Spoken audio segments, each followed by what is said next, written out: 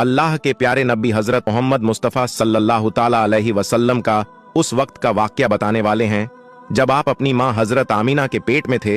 इस वीडियो में हम आपके पूरे 9 महीनों की दास्तान बताने वाले हैं, इसलिए आज का ये वीडियो आप लोगों के लिए बहुत ही खास है। आप इसको आखिर तक जरूर देखें। और अगर आपको प्यारे नबी हजरत मोहम्मद मुस्तफ़ा सल्लल्लाहु अलैहि वसल्लम से सच्ची मोहब्बत है तो इस वीडियो को एक लाइक जरूर करें। प्यारे दोस्तों, हम जो वाक़या आपको बताने वाले हैं ये वाक़या उस वक्त का है जब हजरत मोहम्मद सल्लल्लाहु अलैहि वसल्लम अपनी मां हजरत बीबी आमिना के पेट में थे। हजरत बीबी आमिना फरमाती हैं कि मेरा पहला महीना चल रहा था। एक दिन सुबह का सुहाना वक्त था। मेरे घर के सारे दरवाजे बंद थे। मेरी आंखें खुली हुई थीं कि अचानक से मैंने देखा कि मेरे घर में एक नूरानी शख्स दाखिल हुआ और मेरे सामने आ गया। ये देखकर मैं बहुत घबरा गई और मैंने घबराकर पूछा कि आप कौन हो, यहां पर क्यों आए हो? तो आने वाले उस शख्स ने फरमाया, ए आमिना, अल्लाह ने मुझे आपको खुशखबरी देने के लिए भेजा है। आपको मुबारक हो। आपके पेट में जो बच्चा पल रहा है वो अगलों का भी सरदार होगा और पिछलों का भी सरदार होगा। तो ये सुनकर बीबी आमिना ने पूछा, लेकिन आप हो कौन? तो आने वाले ने फरमाया कि मेरा नाम हजरत आदम है। अल्लाह ने मुझसे कहा कि जाकर ये खुशखबरी आमिना को दे दो, मैं हमेशा के लिए तुमसे राजी हो जाऊंगा। प्यारे दोस्तों, हजरत बीबी आमिना फरमाती है कि उसके बाद मेरा दूसरा महीना शुरू हुआ। वहीं सुबह का सुहाना वक्त था। घर के सारे दरवाजे बंद थे कि अचानक से एक और नूरानी चेहरा मेरे सामने आया। पहले वाला नूरानी चेहरा अलग चमक रहा था जो हजरत आदम अलैहिस्सलाम का था, तो अब वाला चेहरा उससे ज्यादा चमक रहा था। मैंने घबराकर पूछा कि आप कौन हो? तो आने वाले नूरानी शख्स ने फरमाया, ए आमिना, खुश हो जाओ, तुम्हारे पेट में जो बच्चा पल रहा है अल्लाह उसको पूरी दुनिया के लिए रहमत बनाने वाला है। तो बीबी आमिना ने पूछा, लेकिन आप कौन हो? तो आने वाले ने फरमाया कि मेरा नाम हजरत नूह अलैहिस्सलाम है। अल्लाह ने मुझसे कहा है कि ए नूह, जाकर आमिना को यह खुशखबरी दे दो, हम जन्नत में तुम्हारे लिए रास्ता बनाते रहेंगे। प्यारे दोस्तों, हजरत आमिना फरमाती है कि उसके बाद मेरा तीसरा महीना शुरू हुआ। वही मंजर था, सुबह का सुहाना वक्त था। घर के सारे दरवाजे बंद थे कि अचानक से एक और नूरानी चेहरा मेरे सामने आ गया। इस बार मैंने बगैर घबराए हुए कहा कि कहो, क्या बशारत देने आए हो? तो आने वाले नूरानी इंसान ने फरमाया कि ए आमिना, तुम्हारे पेट में जो बच्चा पल रहा है उसका मुकाम बहुत ज्यादा ऊंचा होगा कि कयामत के दिनों जिसकी तरफ इशारा करते जाएंगे अल्लाह उनके गुनाहों को माफ करते जाएंगे। तो बीबी आमिना ने पूछा, लेकिन आप कौन हो? तो आने वाले ने फरमाया कि मेरा नाम हजरत शीश अलैहिस्सलाम है। प्यारे दोस्तों, हजरत आमिना फरमाती है उसके बाद मेरा चौथा महीना शुरू हुआ। वही सुबह का वक्त था कि अचानक से एक नूरानी चेहरा मेरे सामने आ गया और कहने लगा, ए आमिना, खुश हो जाओ, तुम्हारे पेट में जो बच्चा पल रहा है वही अल्लाह का आखिरी नबी है। इसके बाद में इस दुनिया में कोई दूसरा नबी नहीं आने वाला है। तो बीबी आमिना ने पूछा, लेकिन आप कौन हो? तो जवाब में मिला कि मेरा नाम हजरत इद्रीस अलैहिस्सलाम है। दोस्तों, हजरत आमिना फरमाती है उसके बाद मेरा 5वां महीना शुरू हुआ। वही सुबह का वक्त था। घर के सारे दरवाजे बंद थे कि अचानक से एक नूरानी चेहरा मेरे सामने जाहिर हो गया और कहने लगा, ए आमिना, खुश हो जाओ, तुम्हारे पेट में जो बच्चा पल रहा है वही दुनिया का सरदार होगा, नबियों का सरदार होगा, और इस बच्चे से बढ़कर कोई और पाक दामन नहीं होगा। तो ये सुनकर बीबी आमिना ने पूछा, लेकिन आप कौन हो? तो आने वाले ने फरमाया, मेरा नाम हजरत हुद अलैहिस्सलाम है। प्यारे दोस्तों, हजरत आमिना फरमाती हैं कि उसके बाद मेरा 6ठा महीना शुरू हुआ। वही सुबह का वक्त था। घर के सारे दरवाजे बंद थे कि अचानक से एक नूरानी शक्ल मेरे सामने आ गई और मुझसे कहने लगी, ए आमिना, खुश हो जाओ, अल्लाह ने तुम्हारे पेट में जो बच्चा रखा हुआ है वो अल्लाह का महबूब भी बनेगा और अल्लाह का दोस्त भी बनेगा। तो ये सुनकर बीबी आमिना ने पूछा, लेकिन आप कौन हो?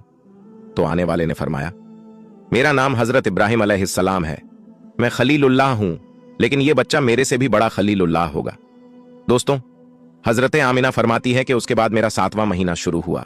वही सुबह का सुहाना वक्त था कि अचानक से एक नूरानी चेहरा मेरे सामने जाहिर हो गया और कहने लगा, ए आमिना, खुश हो जाओ, तुम्हारे पेट में जो बच्चा है वो खलीलुल्लाह होगा, वो अल्लाह से सीधा कलाम करेगा।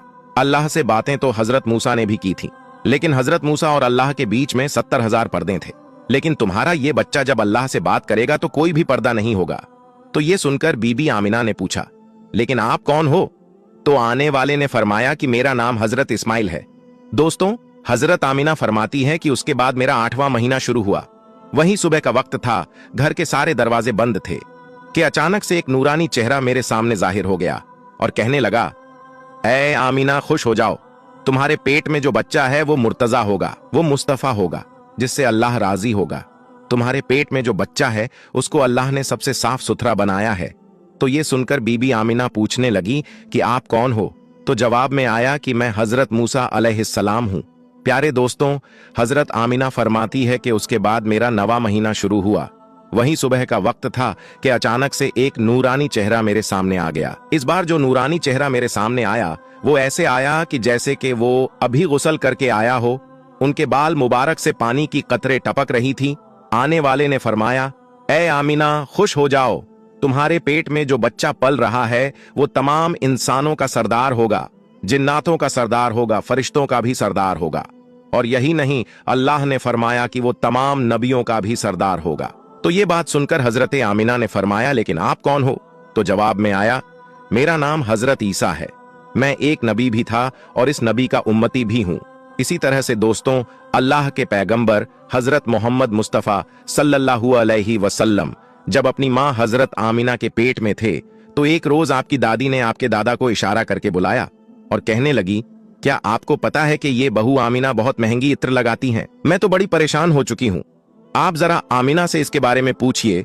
तो ये सुनकर आपके दादा ने कहा कि इस बारे में तू ही पूछ लेती, तो तूने क्यों नहीं पूछा?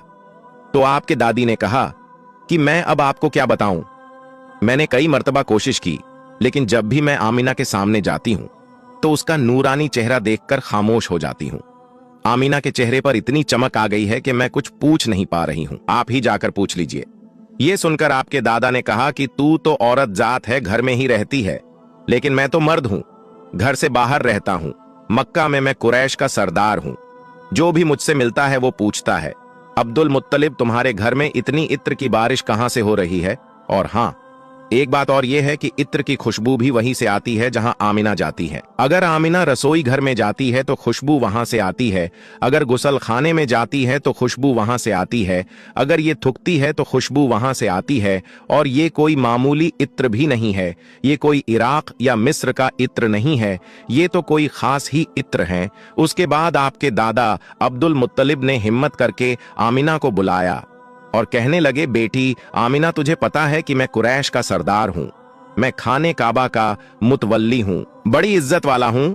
मैं जहां भी जाता हूं लोग मुझसे पूछते हैं कि ए अब्दुल मुत्तलिब, तेरे घर से इत्र की खुशबू कहां से आ रही है? बेटी आमीना, एक बात बताओ, मैं तो इत्र नहीं लगाता, तुम्हारी मां भी इत्र नहीं लगाती, तो ये इत्र तू लाती कहां से है?